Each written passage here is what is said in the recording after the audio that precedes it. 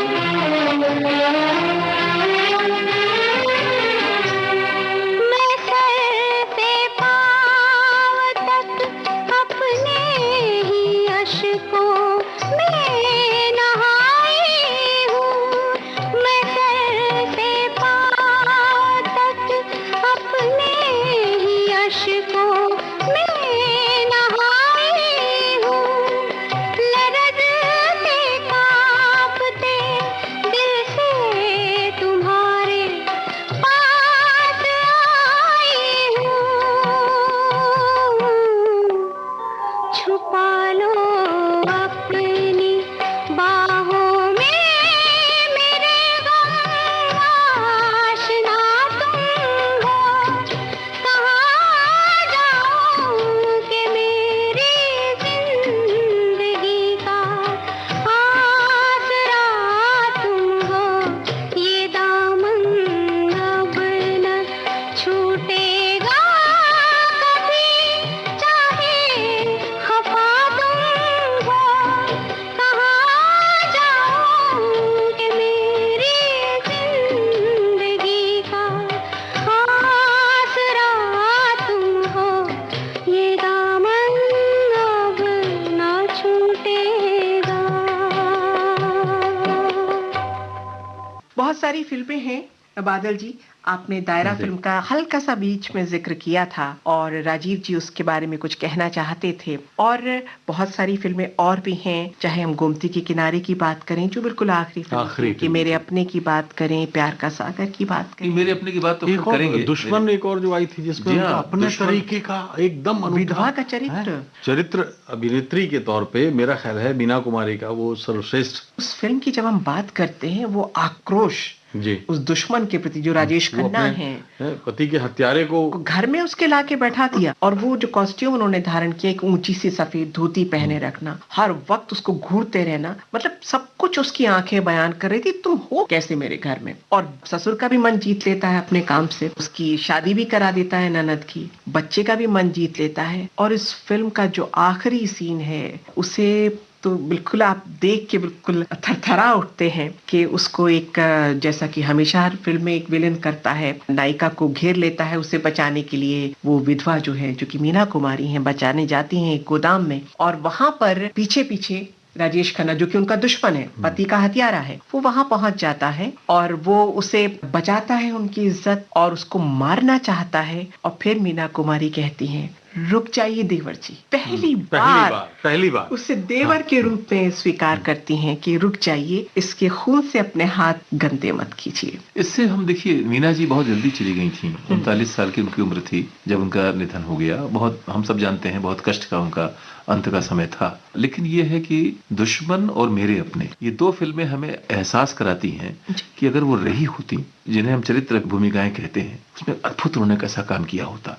क्योंकि दुर्भाग्य से हमारे यहाँ नायिकाओं के चरित्र में फिर भी, और उनके समय में तो खास तौर पर, यानी सीमाएं बहुत होती थी, तो उन सीमाओं को उन्होंने बार बार तोड़ा। लेकिन फिर भी यह है कि अगर चरित्र भूमिकाओं में आने का उनको पूरा मौका मिलता, जैसे आप देखिए अमिताभ बच्चन जी के साथ हुआ है कि जब वो नायकत्व से मुक्त हुए, उसके बाद जो उनके अभिनय में जो अलग अलग भूमिकाओं में, जिस तरह फिल्में ब्लैक, पिंक, ये बढ़कर ही, तो उस तरह से मुझे लगता है कि अशोक कुमार को भी याद कर सकते हैं आप। अशोक कुमार ने, बलराज साहनी जो महान अभिनेता होते हैं, मुझे लगता है कि मैं इसके पहले, हम इन फिल्मों पर आएंगे, बिमल रॉय की चूंकि हमने जिक्र किया था और मीना जी के अलग अलग रूपों की बात भी की थी, एक मीना जी का रूप था जो 2 बीघा जमीन में नायिका वो नहीं है, निरूपा राय है उसमें और बलराज साहनी है, उसी से मुझे याद आ गया। और उसमें एक लोरी है, बहुत खूबसूरत लोरी है, वो सलील चौधरी का संगीत है, आ जा रिया निंदिया तो बहुत मीठी लोरी है। हम जानते हैं कि वो फिल्म नव यथार्थवाद की एक प्रतिनिधि फिल्म थी, और उसमें जिस तरह का हमारे सामाजिक आर्थिक संघर्ष दिखाया गया है, किसान का जमीन को खोना, और उसमें वो दृश्य जो मेरी आंख के सामने घूमता है, उसमें मीना जी का बहुत छोटा सा रोल है उस फिल्म में। उस बच्चे को लेकर वो गा रही हैं, निरूपा राय उसे बाहर से देख रही हैं मदद के लिए, क्योंकि पति चला गया है कमाने के लिए, तो वहां आकर काम करती है। और मीना जी का जो चरित्र है उसमें, जो वो बच्चे को लेकर जो लोरी गाते हुए, एक उसमें दृश्य और आता है जहां पर वो कुछ मदद करती हैं निरूपा राय की बाद में, और निरूपा राय कहती हैं कि बहन, तुम्हारे जैसे लोग भी इस दुनिया में है, इसलिए दुनिया चल रही है, इस तरह का वाक्य आता है। तो लेकिन ये जो गीत है आज यार, एक लोरी का रूप। असल में एक बात और भी है, जब ये 2 बीघा जमीन की आप बात कर रहे हैं, तो मीना कुमारी ने अपने बाद की फिल्मों में जो किरदार के चुनाव में बड़ी सावधानी भी बरती थी, और आप ये देखिएगा कि उनका जो स्तर था उससे कभी वो नीचे नहीं गई। तो पर्दे पर वो जिस भूमिका में नजर आई, ऐसे लगता है कि वो मीना कुमारी के लिए ही बनी थी। जी जी, तो ये लोरी हम सुन लेते हैं, बहुत प्यारी लोरी है, आइए सुनते हैं।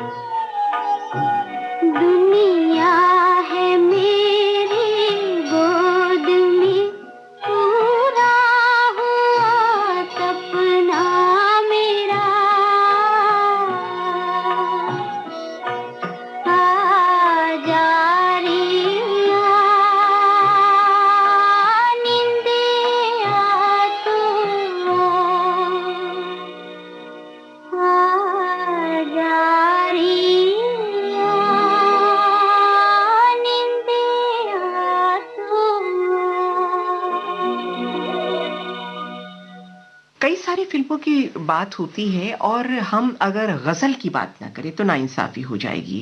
गजल में उनके साथ सुनील दत्त थे जी। और दोनों ही चूंकि सिंगर्स हैं और शायरी करते हैं और उसपे ट्रेजेडी ये होती है कि इनकी आवाज चली जाती है।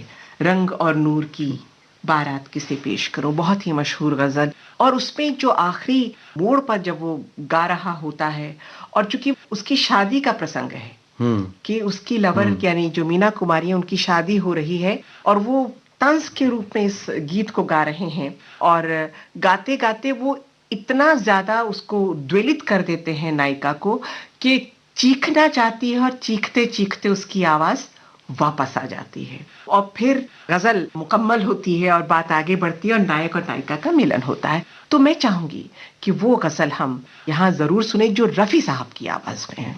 बिल्कुल।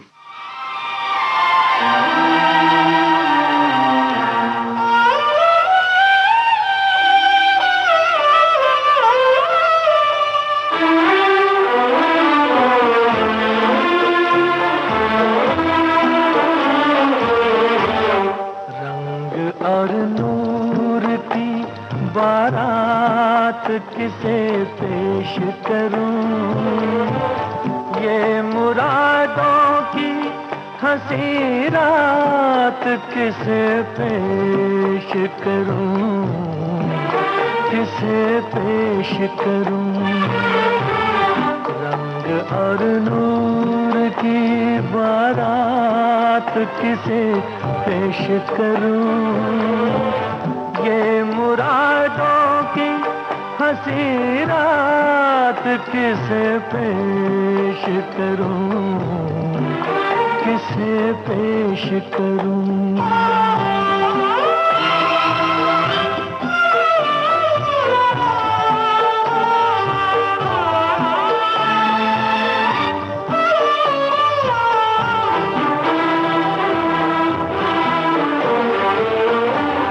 मैंने जज्बात निभाए हैं उसूलों की जगह,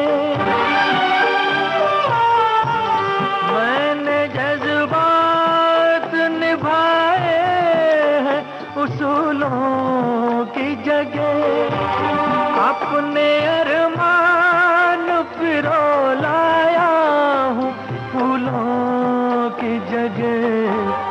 तेरे सेहरे की ये सौगात किसे पेश करूं, ये मुरादों की हंसी रात किसे पेश करूं, किसे पेश करूं।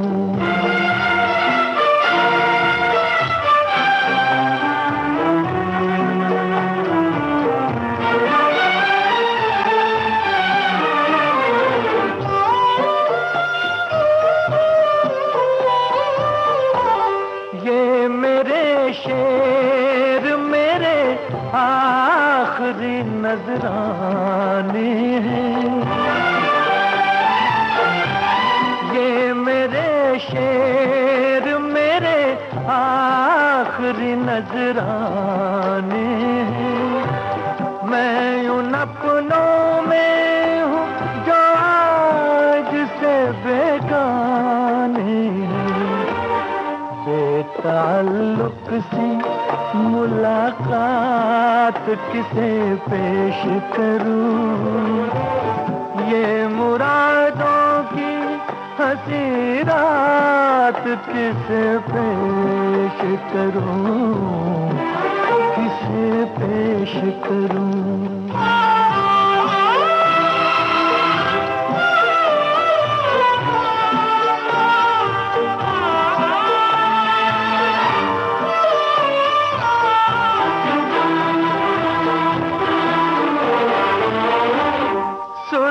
जोड़े की तबोताब मुबारक हो तुझे, सुर्ख जोड़े की तबोताब मुबारक हो तुझे, तेरी आंखों का नया ख्वाब मुबारक हो तुझे। मैं ये ख्वाहिश ये ख्यालात किसे पेश करूं, ये मुरादों की हंसी रात किसे पेश करूं, किसे पेश करूं।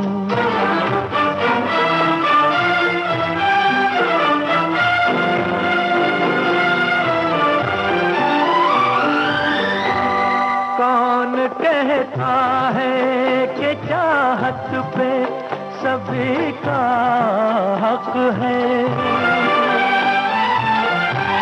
कौन कहता है कि चाहत पे सभी का हक है।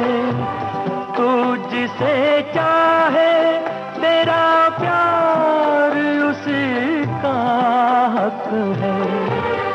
मुझसे कह दे मैं तेरा हाथ किसे पेश करूं, ये मुरादों की हंसी रात किसे पेश करूं, किसे पेश करूं। रंग और नूर की बारात किसे पेश करूं, ये मुरादों की हंसी रात किसे पेश करूं, किसे पेश करूं,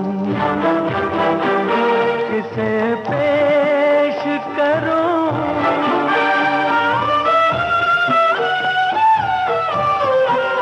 किसे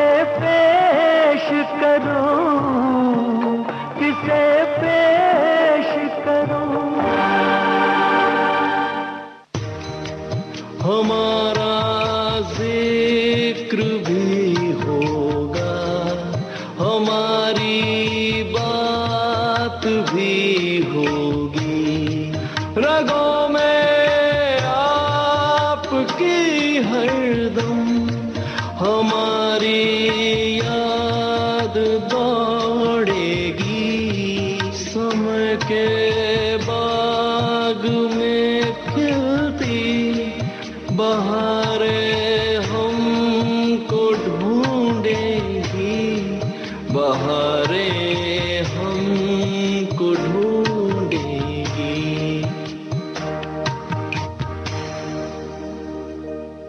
स्वागत है एक बार फिर से। कार्यक्रम का नाम है बहारें हमको ढूंढेंगी। मैं हूं आपके साथ रितु राजपूत। हमारे साथ हैं हमारे मेहमान राजेश बादल और मैं हूं राजीव कुमार शुक्ल। स्वागत है एक बार फिर से अपने सभी श्रोताओं का। राजीव जी, जैसा कि आपने कहा कि बहुत ही संवेदनशील थी। अच्छा, उनकी जब हम व्यक्तित्व की बात करते हैं तो बहुत ही सादगी पसंद थी जी। सलवार कमीज पहनती थी और सफेद रंग उन्हें बहुत पसंद होता था, सफेद फूल उन्हें बहुत अच्छे लगते थे और जहां तक होता था सब आके उनसे अपनी प्रॉब्लम्स, अपनी परेशानियां शेयर करते थे और वो जितनी मदद कर सकती थी करती। बल्कि कहा यह जाता है कि वो लोगों के दुख बटोर लेती थी और सुख बांटा करती जी, थी। क्या बात।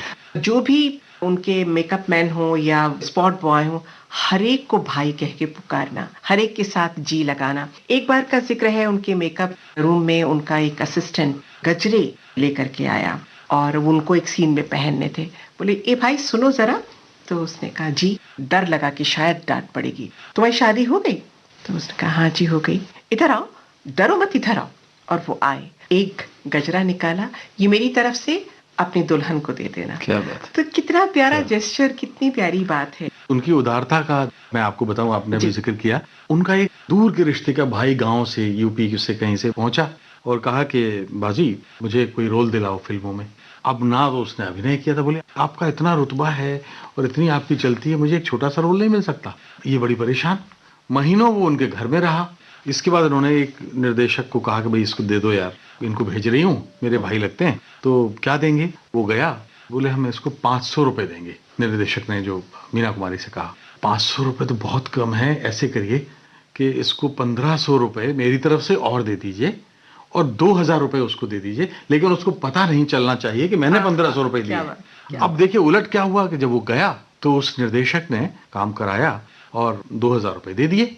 लौट के वो आया और गुस्से में कि मैं मीना कुमारी का भाई हूं, देखिए दीदी उसने मुझे 2000 रुपए दिए, अरे आप कम से कम 10,000 तो दिलवाओ। मीना कुमारी ने माथा पीट लिया। जी, ये जिंदगी इतनी अजीब चीज है। एक गीत है, फिल्म थी दिल अपना और प्रीत पराई, वो भी बड़ा दिलचस्प फिल्म है। उसमें भी त्याग की और संघर्ष की पूरी कहानी है। उसका एक गीत है जो बड़े, उसमें एक तरह की दार्शनिकता भी गुथी हुई है। अजीब दास्तां है ये, आइए कहाँ सुनते हैं। शुरू कहाँ खत्म। सुनते हैं इस गीत को।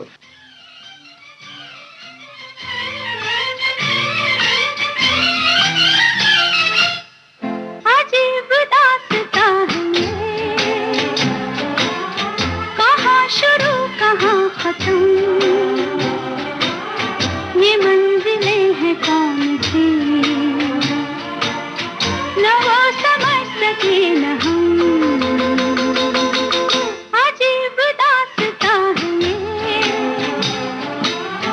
कहाँ शुरू कहाँ खत्म, ये मंजिलें हैं कौन सी, न वो समझ सके न हम।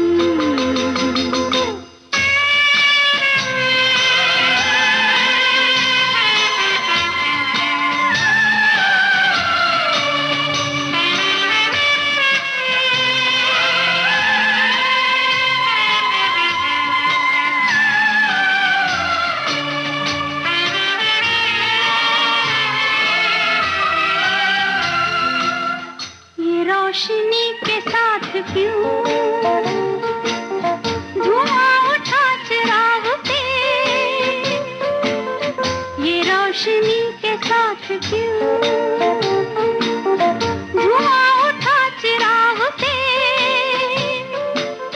ये ख्वाब देखती हूँ मैं कि जब पड़ी हूँ ख्वाब से। अजीब दास्तां है ये, कहाँ शुरू कहाँ खत्म,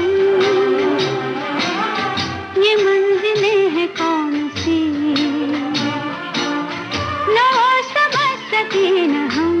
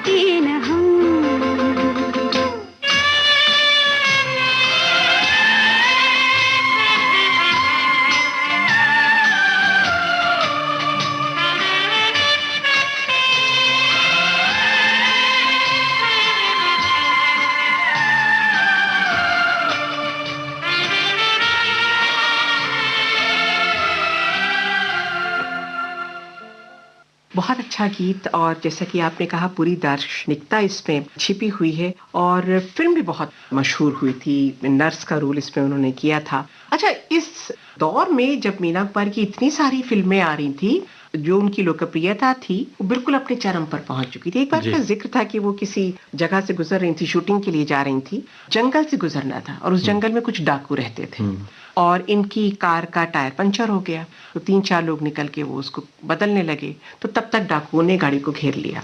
इससे पहले कि मार पिटाई शुरू होती या छीना झपटी शुरू होती, तो किसी ने कहा कि भाई अंदर मीना कुमारी जी बैठी हैं। अब डाकू का दिल बिल्कुल बदल गया। उसने क्या खातिर की सबको ले गए। सबके लिए 70 तरह के पकवान और तरह तरह की चीजें परोसी गईं, और मीना जी को उनकी कार में सब कुछ सर्व किया गया। और फिर हल्के से शीशा खुला और एक डाकू ने अपना हाथ अंदर किया और कहा, और एक चाकू दिया। मीना घबरा गई कि ये क्या करेंगे चाकू से। बोले ऑटोग्राफ दे दीजिए। क्या बात। हाँ, एक उन्होंने डाकू की खून से हथेली पर चाकू से कांपते हाथों से उन्होंने मीना लिखा। तो ये आलम भी था उनकी ये लोकप्रियता का। मध्य प्रदेश में शिवपुरी एक जिला है जी, उस शिवपुरी जिले की घटना है, और डाकू था वो अमृतलाल अमृतलाल डाकू था।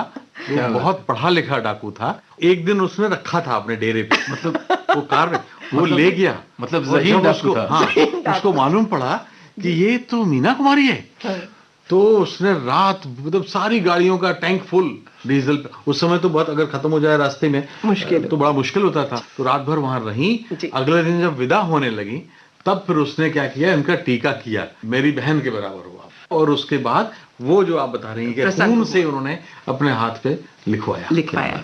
बहन से याद आया बादल जी के मीना जी को हमेशा ये कमी खलती रही कि उनके कोई भाई नहीं है, लेकिन अचानक एक दिन एक गाड़ी इनके दरवाजे पे रुकती है आके, और मोतीलाल जी बाहर निकलते हैं, और रिश्ता बनता है बहन और भाई का, और ताउम्र मोतीलाल जी ने ये रिश्ता निभाया मीना जी के साथ। बिल्कुल सही कह रहे हैं भाई मोतीलाल। ये असल में 9 साल की जब थी ना, बहुत छोटी तब थी। बहुत छोटी थी, तब मोतीलाल के साथ उन्होंने उनको मुंह बोला भाई माना था। जी, और वो रिश्ता जब तक मोतीलाल रहे तब तक उन्होंने और निभाया। मोतीलाल को भी हम जानते हैं कि स्वाभाविक अभिनय में शायद मोतीलाल और कोई बलराज दूसरा साहनी, बिल्कुल। ये दो मानक हैं बिल्कुल। कोई सानी नहीं था। मैं समझता हूं कि इसकी चर्चा में बात करते करते हम तमाम तरह के संबंधों की धूप छांव के बीच में भी हो आए हैं, और बातें तो मुझे लगता है कि उनका कोई अंत नहीं है, लेकिन मुझे चूंकि समय की एक सीमा हमें रेडियो में बांधनी ही होती है, जी, शायद समय आ गया कि हम पाकीज़ा का थोड़ा जिक्र करें। पाकीज़ा वो बेमिसाल कोहिनूर जी।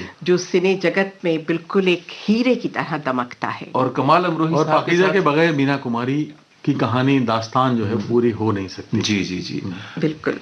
दायरा फिल्म कमाल साहब ने निर्देशित की थी। वो भी उन दोनों की अपनी जिंदगी पर आधारित थी। जी। फिल्म चली नहीं थी ज्यादा। रही थी पाकीज़ा जैसे एक, वो भी अपने आप में पूरी प्रेम कथा है। बड़े साल लगे उसमें। उसमें जो ना राजीव जी, जो एक दिलचस्प मोड़ ये है कि मैंने आपको भी बताया था कि आजाद फिल्म के लिए जब मद्रास गए थे, तब वहां पर इस फिल्म की नींव पड़ी। वहां से लौट के आई, ये 58 की बात है। 1960 में 2 साल लगे पाकीज़ा की कहानी लिखने में। इसके बाद इसकी शूटिंग शुरू हुई, तब अशोक कुमार इसके हीरो थे। तो 5 रील इसकी फिल्मों की शूटिंग हुई, 40 लाख रुपए खर्च हो चुके थे, आगे हो रहा था। इसी दरमियान दोनों के रास्ते अलग हो गए। कई वर्षों तक पाकीज़ा पड़ी रही। इसके बाद कई साल बीत गए। फिर सुनील दत्त और नरगिस दोनों के कमाल अमरोही और मीना कुमारी के साथ बड़े अच्छे रिश्ते थे, तो दोनों ने कोशिश की। और एक दिन कमाल अमरोही ने एक चिट्ठी लिखी मीना कुमारी को, देखो मीना, पाकीज़ा अभी एक डूबता हुआ जहाज है, इसको तुम बचा सकती हो तो बचा लो, मुझसे जो नाराजगी हो आप वो भूल जाओ, माफ करो। बड़प्पन देखिए बहन, उनका। बड़प्पन देखिए। मीना कुमारी ने कहा कि अब तो देखो शरीर बेडोल हो गया है, मैं डांस नहीं कर सकता। उन्होंने कहा मेरे ऊपर छोड़ दो, कृपया एक बार आप हाँ तो कर दो। तो उन्होंने हाँ किया। पाकीज़ा पूरी फिल्म के लिए मीना कुमारी ने सिर्फ 1 रुपया लिया, और वो फिल्म दोबारा बनी। 1.5 करोड़ की लागत हुई, और जब मराठा मंदिर बंबई में ये पहली बार प्रदर्शित हुई, तो उसके बाद फिल्म समीक्षकों ने इस फिल्म को नकार दिया।